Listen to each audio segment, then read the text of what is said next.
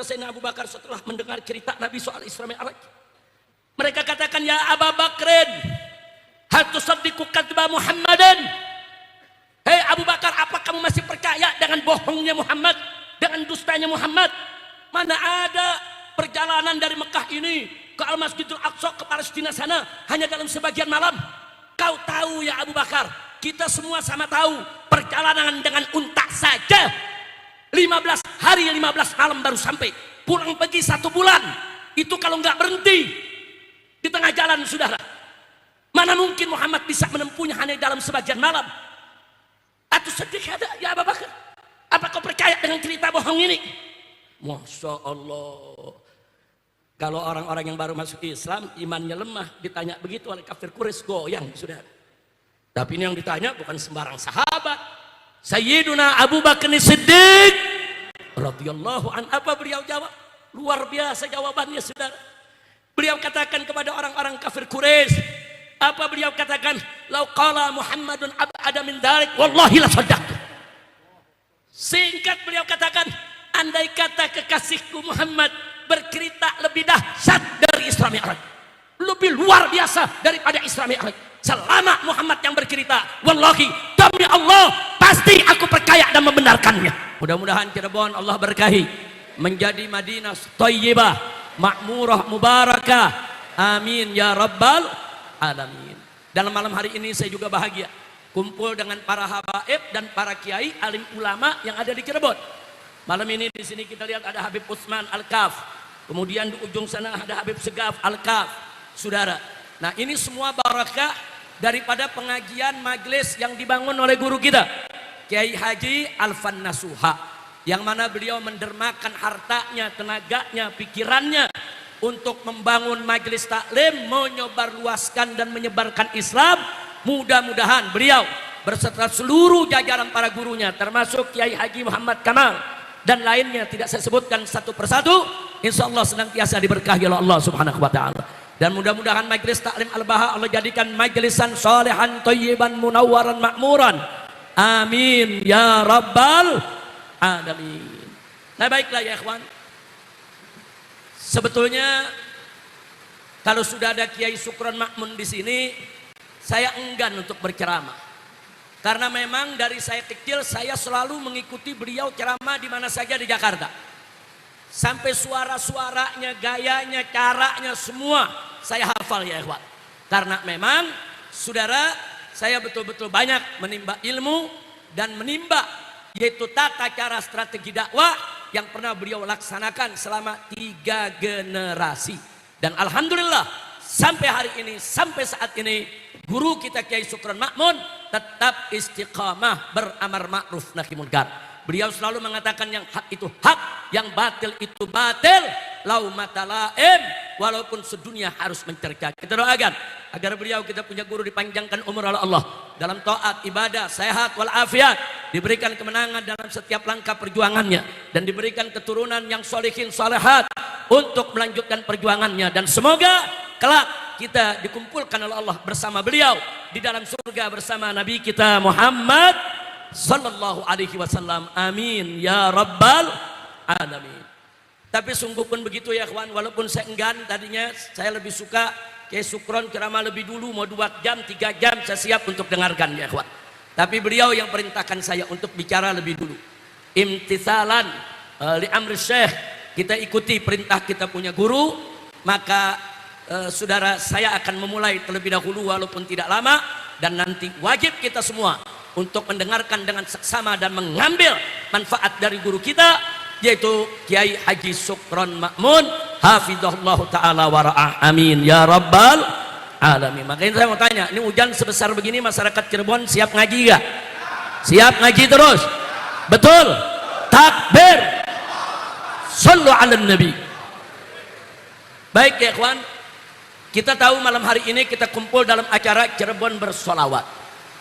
Kita sudah lalui tadi membaca Rawi Maulid, dan kita juga tidak lupa kalau saat ini kita sudah masuk di bulan Rajab, bulan Isra Mi'rajnya Nabi kita Sayyiduna Muhammad sallallahu alaihi wasallam. Cerita soal Isra Mi'raj kita juga sudah sama tahu. Bagaimana sebagiannya tentang Isra'nya Allah ceritakan dalam Al-Qur'anul Karim. Faqala ta'ala, Subhanalladzi asra bi'abdihi laila minal masjidil harami ilal masjidil aqsa alladzi barakna haulah linuriyahu min ayatina innahu huwas sami'ul basir. Shadaqallahul aliyyul azim. Luar biasa saudara.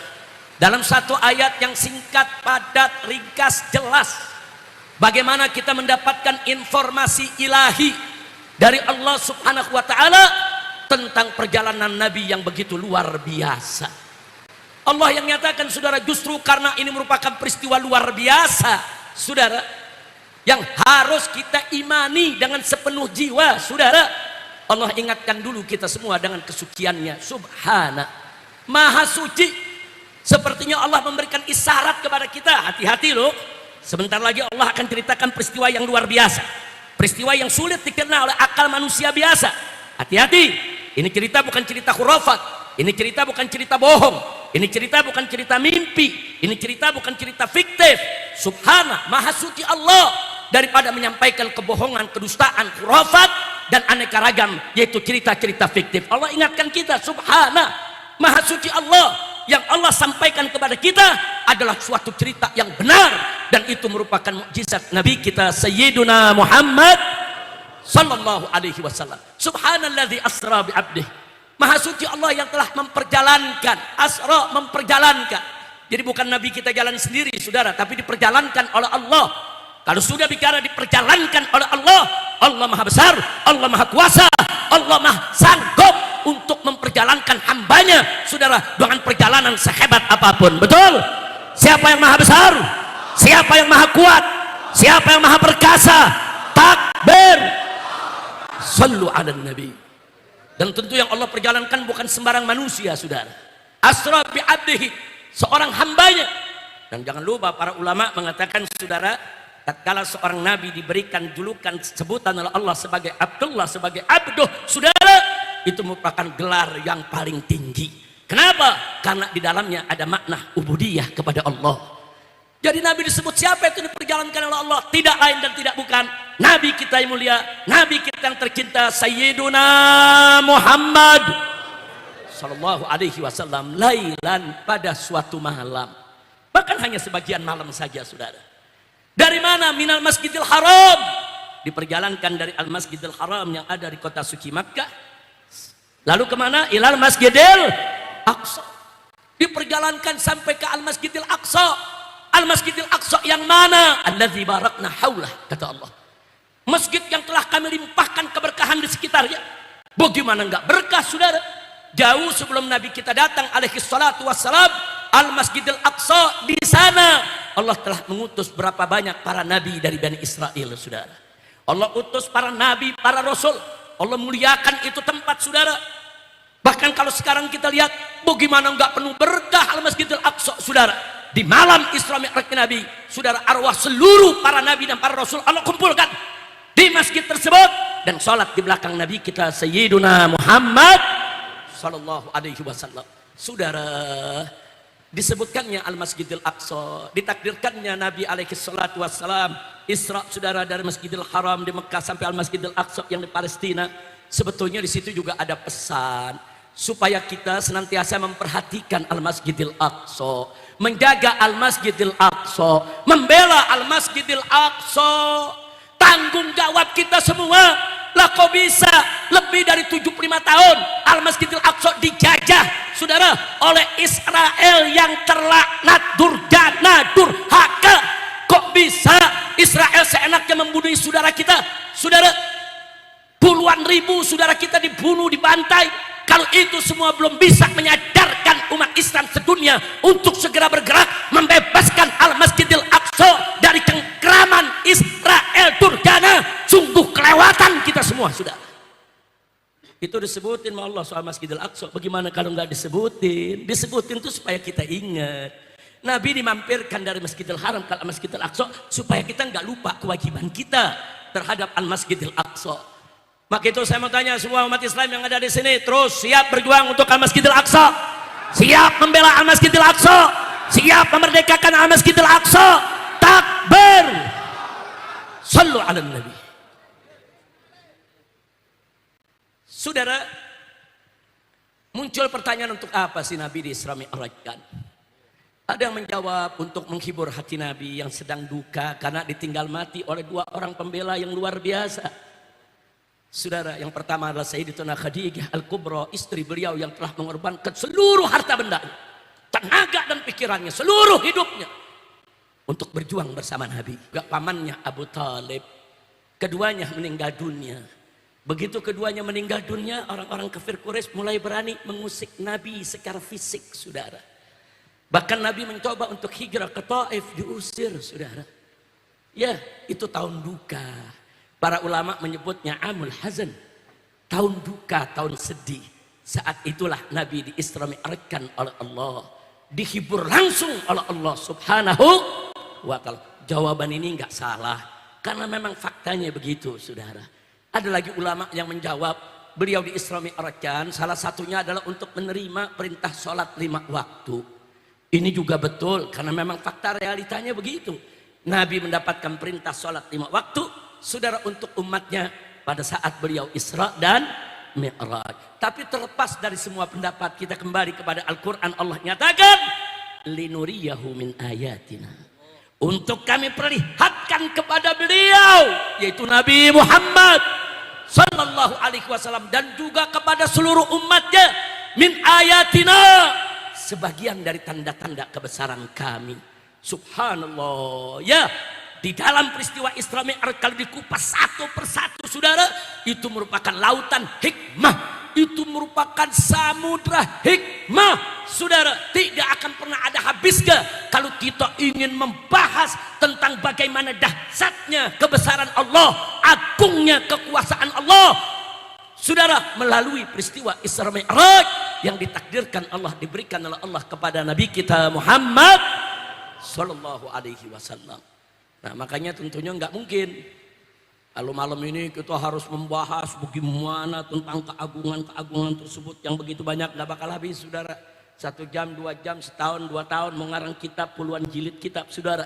Terlalu luas. Allah punya samudra ilmu pengetahuan dan rahmat hikmahnya. Alhamdulillah. Tapi sungguh pun begitu, setidaknya 1-2 pelajaran kita perlu mengambilnya, saudara. Itu yang ingin saya sampaikan pada malam hari ini. Pertama, saudara, ada pelajaran menarik. Kita tahu dalam peristiwa Isra Mi'raj Nabi, sebelum Nabi diperjalankan, saudara, dada beliau dibelah dulu oleh malaikat Jibril alaihissalam yang didampingi dengan malaikat Mikail, saudara.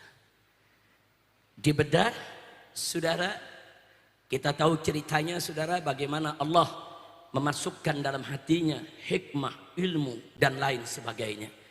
Bukan itu yang ingin saya bahas, saudara. Tapi yuk kita lihat, saudara. Saat itu malaikat Jibril alaihissalam membedah Nabi, membelah, saudara. Kemudian menyambungnya kembali. Sambungannya hampir tidak ada bekas. Ada bekas, saudara, tipis kelihatan seperti benang bekasnya, saudara. Menariknya apa? Itu justru menjadi embrio lahirnya ilmu bedah, saudara. Sebelum itu nggak ada ilmu bedah, saudara. Manusia nggak kenal ilmu bedah. Nggak pernah ada satu manusia pun yang berpikir kalau manusia itu bisa dibedah, organ tubuhnya bisa dikeluarkan dan bisa dimasukkan lagi, saudara. Nggak ada manusia yang berpikir saat itu, saudara, kalau orang dibedah bisa disambung lagi, saudara. Tapi malaikat Jibril dengan izin Allah, saudara, menunjukkan kepada umat manusia lewat Nabi kita Muhammad sallallahu alaihi wasallam, ternyata manusia bisa dibedah, bisa dibelah, bisa disambung lagi, saudara. Yang dikeluarkan bisa dimasukkan lagi. Dari situlah ulama-ulama kaum muslimin, para atibba, para dokter-dokter pertama kaum muslimin mulai mempelajari ilmu bedah, saudara. Apakah itu ilmu khusus malaikat Jibril saja, atau manusia juga bisa memiliki ilmu semacam itu? Mereka pelajari, mulailah mereka bisa membedah orang, saudara. Ya, dari mulai jahitan yang kasar. Awalnya jahitan kasar, saudara. Kalau orang dibedah, jahitannya kayak jahitan karung, saudara. Bekasnya tuh di dada kayak jahitan karung, di perut kayak jahitan karung. Makin lama jahitannya makin halus, Makin lama di zaman sekarang, bahkan ada bedah yang dilem, saudara. Nggak pakai benang lagi. Bahkan di zaman sekarang, saudara, ada yang bedahnya cuma pakai staples, saudara. Nyambungnya habis dibedah pakai staples, nyambung lagi. Subhanallah. Dari mana manusia-manusia itu sekarang mendapatkan ilmu bedah sedemikian rupa? Perintisnya, pelopornya, yang pertama kali menunjukkannya, saudara, mengajarkan manusia ilmu bedah tersebut, tidak lain dan tidak bukan adalah malaikat Jibril alaihis. Nah, gini mak itu saya tanya, kalau gitu peristiwa Isra Mi'raj dahsyat tidak? Dahsyat tidak? Linuriyahu min ayatina. Allah ingin tunjukkan, saudara, kebesaran Allah lewat nabinya, lewat malaikatnya, saudara, lewat makhluk. Allah tunjukkan ini kebesaran Allah. Bahkan di zaman sekarang ada bedah nggak pakai dibelah lagi badannya, saudara. Pasang ring jantung, tinggal masukkan itu namanya alatnya, saudara. Ada yang lewat tangan, ada yang lewat paha, pembuluh darah besar bisa dipasang. Subhanallah. Ada lagi, saudara, orang-orang yang pecah pembuluh darahnya di kepala, saudara. Enggak perlu dibedah, saudara. Dengan teknologi DSA, saudara, dimasukkan itu selang dari pembuluh darah besar yang ada di pahanya, masuk itu alat sampai di kepala, bisa saudara, disemen, bisa ditambal itu yang pecah. Subhanallah. Enggak pakai belah lagi. Tapi intinya semua ilmu bedah yang dahsyat saat ini, saudara, semua bersumber dari hadis yang menceritakan kepada kita bagaimana malaikat Jibril membedah nabinya atas izin Allah Subhanahu wa ta'ala. Kira-kira jelas tidak? Jelas tidak? Nah, jadi ternyata ilmu bedah bukan milik malaikat Jibril sendiri, enggak. Nah, justru malaikat Jibril menunjukkannya ada ilmu loh. Ini ada ilmu. Kalau kalian belajar, kalian takwa kepada Allah, kalian tekuni, kalian bisa. Subhanallah. Walhamdulillah wa la ilaha illallah. Allahu Akbar. Yang kedua, saudara. Yang kedua, kita bisa lihat dari perjalanan Nabi dari kota Mekah ke Al-Masjidil Aqsa hanya ditempuh dalam beberapa waktu saja. Zaman sekarang gak heran. Dengan pesawat terbang dari Mekah ke Al-Masjidil Aqsa 2 jam sampai, saudara. Zaman sekarang. Tapi di zaman itu yang pesawat terbang belum ada, saudara. Kapal terbang belum ada, saudara. Makanya banyak orang-orang kafir mendustakan Nabi. Bahkan ada orang-orang yang sudah masuk Islam, imannya masih lemah, baru masuk Islam, dengar cerita Isra Mi'raj, murtad, saudara. Sebagaimana diceritakan oleh Sayyidatuna Aisyah radhiyallahu taala anha, saudara. Karena memang peristiwa Isra Mi'raj ini sulit dirasionalisasikan oleh akal manusia yang lemah, saudara. Tapi sulit dirasionalisasikan bukan berarti irasional. Sulit, saudara, untuk dicerna oleh akal bukan berarti tidak masuk di akal, bukan. Tapi memang akal manusianya yang lemah, saudara. Dan nggak sampai di situ, saudara. Untuk bisa menerima kebenaran peristiwa Isra Mi'raj, nggak cukup hanya dengan ilmu dan akal saja, tapi di sana harus ada iman. Makanya kita lihat, kalau orang-orang kafir bertanya kepada Sayyidina Abu Bakar Siddiq radhiyallahu anhu, saudara. Apa kata orang-orang kafir kepada Sayyidina Abu Bakar setelah mendengar cerita Nabi soal Isra Mi'raj? Mereka katakan, ya Abu Bakrin, hal tusaddiqu kadba Muhammadan? Hei Abu Bakar, apa kamu masih percaya dengan bohongnya Muhammad, dengan dustanya Muhammad? Mana ada perjalanan dari Mekah ini ke Al-Masjidil Aqsa ke Palestina sana hanya dalam sebagian malam? Kau tahu ya Abu Bakar, kita semua sama tahu perjalanan dengan unta saja 15 hari 15 malam baru sampai. Pulang pergi 1 bulan. Itu kalau nggak berhenti di tengah jalan, saudara. Mana mungkin Muhammad bisa menempuhnya hanya dalam sebagian malam? Atau sedikit ada, ya Abu Bakar, apa kau percaya dengan cerita bohong ini? Masya Allah. Kalau orang-orang yang baru masuk Islam, imannya lemah, ditanya begitu oleh kafir Quraisy, goyang, saudara. Tapi ini yang ditanya bukan sembarang sahabat. Sayyiduna Abu Bakar Siddiq radhiyallahu an. Apa beliau jawab? Luar biasa jawabannya, saudara. Beliau katakan kepada orang-orang kafir Quraisy, Apa beliau katakan? Lau qala Muhammadun ab'ada min dzalik wallahi la shaddaqtu. Singkat beliau katakan, andai kata kekasihku Muhammad bercerita lebih dahsyat dari Isra Mi'raj, lebih luar biasa daripada Isra Mi'raj, selama Muhammad yang bercerita, wallahi demi Allah pasti aku percaya dan membenarkannya. Takbir. Saya mau jawab, ini yang jawab ilmu apa iman? Sebab ilmu belum sampai saat itu, saudara. Ilmu perjalanan jauh dalam waktu cepat belum sampai. Ilmu manusia belum sampai, saudara. Tapi iman Abu Bakar Siddiq sudah mendahului ilmu kita yang baru kita temukan zaman ini, saudara. Iman. Iman ini ajaib, saudara.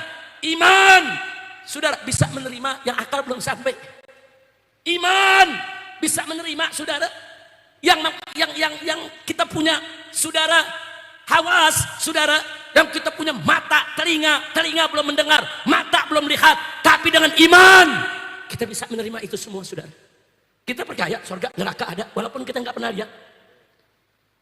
Kita percaya, saudara, dosa pahala itu ada walaupun kita belum lihat. Kenapa? Semua dijawab dengan, makanya Abu Bakar Siddiq dijuluki As-Siddiq. Kenapa dijuluki As-Siddiq? Karena beliau, saudara, membenarkan Nabi tatkala orang lain mendustakannya. Percaya kepada cerita Nabi tatkala orang lain mendustakan Nabi. Nah, kira-kira jelas tidak? Nah, tapi zaman sekarang, saudara, perjalanan dari Mekah ke Masjidil Aqsa bisa ditempuh dalam waktu yang singkat. Bukan aneh lagi bagi kita di zaman sekarang. Nah, jadi kalau kita sekarang manusia biasa bisa menciptakan, saudara, satu kendaraan yang namanya pesawat terbang, kita bisa jalan jauh dalam waktu yang singkat. Bagaimana Allah? Apa iya Allah nggak mampu menciptakan satu kendaraan yang kecepatannya sedemikian rupa? Itulah yang Allah kirimkan kepada Nabi dengan nama Al-Buraq. Kenapa disebut Buraq? Karena kecepatannya bagaikan barq, bagaikan kilat, saudara, makanya disebut Buraq. Kalau manusia mampu menciptakan pesawat supersonik, saudara, pesawat yang begitu cepat, Allah lebih mampu menciptakan satu kendaraan yang kekuatannya luar biasa. Dan terbukti dulu sulit orang memahaminya, tapi sekarang orang bisa menguraikannya dengan teknologi. Alhamdulillah. Kira-kira jelas tidak? Artinya apa? Dengan adanya kendaraan buruk, saudara, itu membuat umat manusia berpikir, ulama-ulama kaum muslimin berpikir, kalau Allah mengirimkan satu kendaraan super cepat, apakah kita manusia bisa menciptakan kendaraan yang cepat? Dipancing sampai akhirnya para ulama menemukan sepeda, menemukan motor, menemukan mobil, menemukan kereta, menemukan pesawat terbang, sampai menemukan pesawat orang alik, saudara. Alhamdulillah. Kira-kira jelas tidak? Jadi saya tanya sekali lagi, kalau gitu peristiwa Isra Mi'raj itu dahsyat tidak? Dahsyat tidak? Itulah tadi Allah katakan, linuriyahu min ayatina. Allah mau tunjukkan, saudara, tanda kebesarannya. Yang ketiga, saudara, sudah atau lanjut nih? Udah apa lanjut? Ente bilang lanjut, kamu nanya guru anak dulu. Baik, masih diizinin. Lanjut?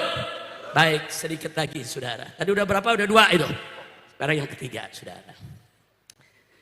Yang ketiga, saudara, dari Masjidil Aqsa Nabi dinaikkan oleh Allah ke langit pertama, langit kedua, langit ketiga, dan seterusnya sampai ke Sidratul Muntaha. Saya tidak ingin cerita soal naiknya, saudara.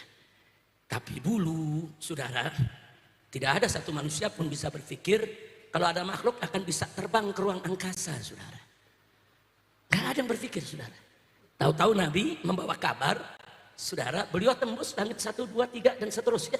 Dan ini mendorong, memotivasi para ulama-ulama kita, saudara, bagaimana supaya manusia ini bisa mencapai bulan, bisa mencapai planet-planet, bisa mengarungi ruang angkasa, saudara. Ya, saudara, kalau malaikat Jibril dan Mikail dengan izin Allah bisa membawa Nabi untuk menembus langit pertama dan seterusnya, ulama terpacu, saudara, dan akhirnya kita lihat, akhirnya manusia mampu ke bulan. Akhirnya manusia mampu mengarungi ruang angkasa. Bahkan sampai hari ini penyelidikan ruang angkasa masih terus berjalan, saudara. Padahal di dalam Al-Quranul Karim, kalau cerita ruang angkasa, bagaimana para jin bercerita, Kalau dulu mereka bisa singgah dari satu tempat ke tempat lainnya di angkasa sana. Tapi setelah Nabi diutus, mereka nggak bisa lagi bebas untuk mencuri dengar kabar langit, saudara. Ya, artinya dulu ada makhluk-makhluk itu bisa hidup di ruang angkasa. Itu juga pancingan buat ulama-ulama kita. Apakah bisa umat manusia ke sana? Ternyata dari penyelidikan, saudara, penelitian, percobaan, dan seterusnya, akhirnya manusia mampu mengarungi ruang angkasa. Walaupun masih jauh dari kesempurnaan. Alhamdulillah. Nah, jadi kalau kita membahas, maka tadi saya katakan Isra Mi'raj ini lautan hikmah, saudara. Nah, makanya tegak betul orang-orang liberal seenaknya mengatakan Isra Mi'raj itu kan cuman cerita fiktif dongeng buat menghibur umat Islam. Kurang ajar. Nah, begitu jangan terpengaruh dengan ajaran-ajaran liberal, saudara. Peristiwa Isra Mi'raj adalah peristiwa nyata, benar, dan itu merupakan bagian mukjizat dari Nabi kita Muhammad sallallahu alaihi wasallam yang diberikan oleh Allah subhanahu wa ta'ala. Percaya dengan Isra Mi'raj? Jawab yang kompak, percaya dengan Isra Mi'raj? Yakin? Betul? Takbir? Sallu ala Nabi. Yang terakhir, saudara, dalam peristiwa Isra Mi'raj ada kejadian yang gak boleh kita abaikan dalam mengambil hikmah. Bagaimana kewajiban sholat dari 50 waktu menjadi 5 waktu. Ini akidah Ahlus Sunnah wal Jamaah. Tapi kalau Anda lihat nanti di luar Ahlus Sunnah ada yang protes tuh. Nggak percaya tuh. Dari 50 jadi 5, saudara. Dengan alasan kan Allah Maha tahu umat Nabi nggak kuat 50. Kenapa nggak dikasih 50 sekaligus? Begitu kata mereka, saudara. Ini cerita bohong nih. Ini ulama-ulama hadis Ahlus Sunnah nih membual ini. Nah, padahal bukan hadisnya yang salah, emang otak yang bengkok, saudara. Dia nggak mampu memahami, dia nuduh para ulama Ahlus Sunnah. Nah, maka itu di sini saya mau ingatkan, saudara. Ada yang kita ingin ambil pelajaran. Allah berikan dari 50 sampai 5. Padahal Allah tahu umat Nabi nggak mampu 50 waktu. Dan Allah juga Maha tahu akhirnya akan jadi 5 saja kok. Tapi kenapa Allah takdirkan cerita tersebut yang dialami oleh Nabi dari 50 sampai 5, saudara. Dari 50 waktu sampai 5 waktu. Ada pelajaran Allah berikan. 1, Allah ingin memamerkan, saudara, di hadapan kita. Jangan lupa, salah satu nama Allah adalah Al-Mutakabbir, saudara. Dan kibria itu hanya pakaian milik Allah. Nggak ada satu makhluk pun boleh sombong kecuali Allah. Sudah, Allah ingin memamerkan di hadapan hamba-hamba. Saudara, apa yang ingin dipamerkan oleh Allah? 1, Allah ingin memamerkan rahmatnya, lembutnya, dermawannya. Hei umat Muhammad, dari 50 kuberikan jadi 5. Bagaimana enggak rahmat ya Allah? Bagaimana enggak baiknya Allah? Bagaimana enggak lembut ya Allah? Bagaimana enggak dermawannya Allah? Jadi 50 jadi 5 adalah Allah ingin memamerkan rahmatnya kepada kita. Alhamdulillah. Saya mau tanya, 50 jadi 5, Allah baik tidak? Baik tidak? Bersyukur tidak? Kalau kira-kira 50 nggak diturunin jadi 5, bagaimana? 5 aja banyak yang lewat, apalagi 50, saudara. Kira-kira jelas gak? Jadi bukan Allah nggak tahu umat Nabi itu nggak mampu 50, bukan Allah tahu. Allah kasih 50 dulu. Kemudian jadi 5. Allah mau pamer betapa maha rahmannya Allah, betapa maha rahimnya Allah, betapa Allah latif wadud, saudara. Yang kedua, Allah ingin memamerkan kemuliaan sifat nabinya. Kok bisa, saudara? Bagaimana tidak? Nabi pulang pergi bolak balik 9 kali minta keringanan dari Allah. Untuk siapa? Untuk umatnya. Kalau Nabi mampu sholat 50 waktu sehari, saudara, tapi Nabi tahu umatnya tidak mampu, dengan dorongan, saran, nasihat dari Nabi Musa alaihissalam, dan dengan musyawarah kepada Jibril, dan Jibril memberikan isyarat boleh kembali lagi kepada Allah untuk minta keringanan. 9 kali Nabi pulang pergi. Setiap menghadap dikurangi 5, setiap menghadap dikurangi 5, sampai 9 kali menghadap dikurangi 45, sehingga sisa tinggal. Bahkan begitu sisa tinggal 5, Nabi Musa masih nyaranin minta lagi keringanan. Tapi Nabi malu, saudara. Nabi sampaikan ke Musa, cukup udah 5, aku malu. Saudara, Ini yang namanya pemimpin begini. Ini namanya pemimpin yang dipikirin umatnya, bukan pribadinya, saudara. Pribadi Nabi kuat 50, nggak perlu minta keringanan.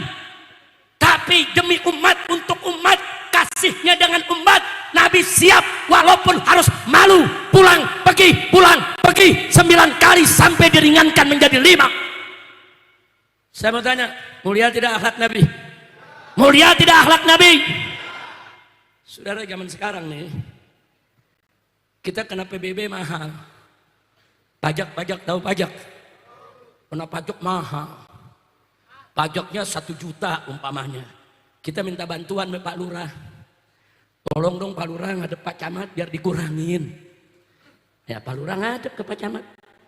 Dikurangin sama Pak Camat. Dari 1 juta ya udah 750 aja. Balik lagi nih Lurah, udah kamu 750 diizinin. Minta lagi Pak Camat ngadep lagi. Pak Lurah ngadep lagi dong ke Pak Camat. Mungkin dikurangin lagi. Ngadep lagi ke Pak Camat 2 kali. Hi. Hi, how are you? I'm good, thanks. Ready to practice in English? Yes. Ngadep lagi ke Pak Camat 2 kali.